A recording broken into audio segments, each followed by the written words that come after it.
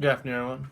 I'll be doing my speech about war and the weapons of war and how it changes over time and everything like that. I guess a little timeline. It's not really the best, but you get the bow and arrows and cavemen, then the guns, grenades, tanks, and planes like that. And then like even World War II, they used blimps and things like that.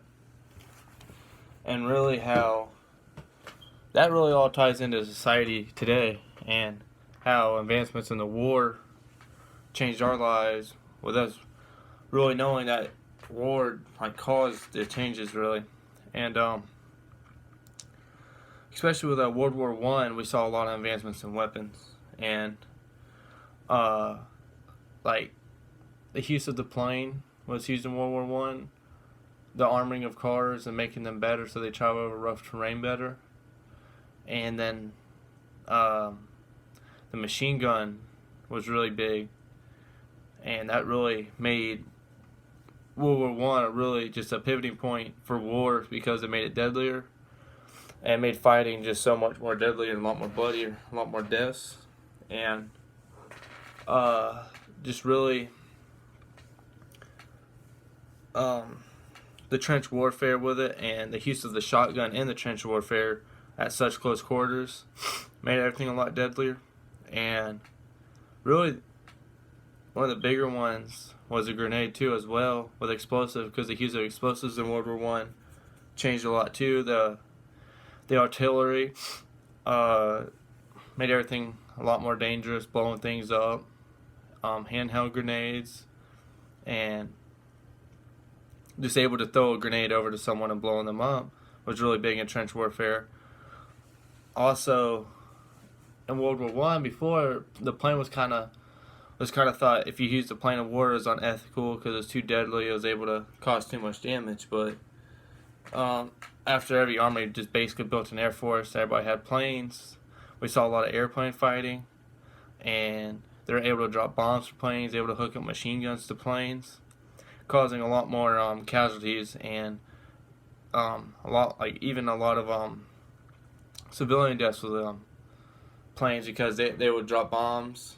Like especially Germany, World War II, they dropped a lot of bombs on Britain and places like that. They're able to fly to just drop bombs on them, and really the blimp. It's kind of weird because Germany was the only people that really used that, and they would hook up sirens to them and just scare people and let them know the Nazis were coming, and they were able to hook up big machine guns with them and able to shoot a lot of people at once with them. And especially when they blew up, it also caused damage when it was falling because it's so big. But we also see even now the Navy, that also changes a lot from. Now that started back in ancient Roman times, the Greece, and they had navies which are just wooden ships. Also the Vikings had ships, but now we have ships with able to shoot missiles from them and able to have aircraft carriers or planes could even stop and refuel on them, which is really big. Now we have submarines also going into the ocean for like surveillance and spec op things. That really all changes, but that also ties into how that changes for us too. That also leads us for even like making the ship better. We also have cruises now. Also with the planes getting better, we have commercial air flights where you can just fly all across the world, really just a click of a finger from the phone.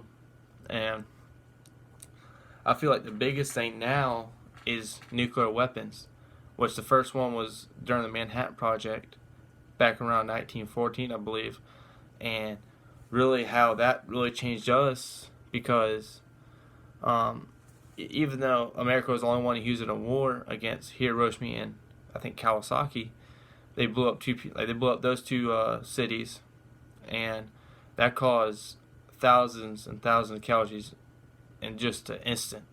And also now it's like it makes the place uninhabitable for a while, causes radiation damage to people that weren't hurt by the explosion.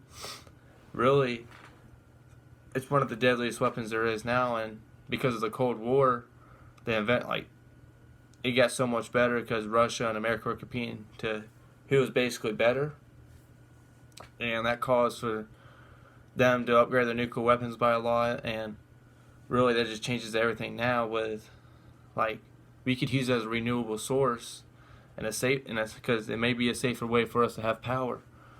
And but it was first made for war, for a deadly purpose. But also, if we learn more about it, instead of making weapons out, we could make power. We can make nuclear cars, like cars powered by nuclear things like that. All started from war, and how something so deadly can also just tie back to something could be safe for us and lead us to have better inventions. And that's really all I have today, and thank you.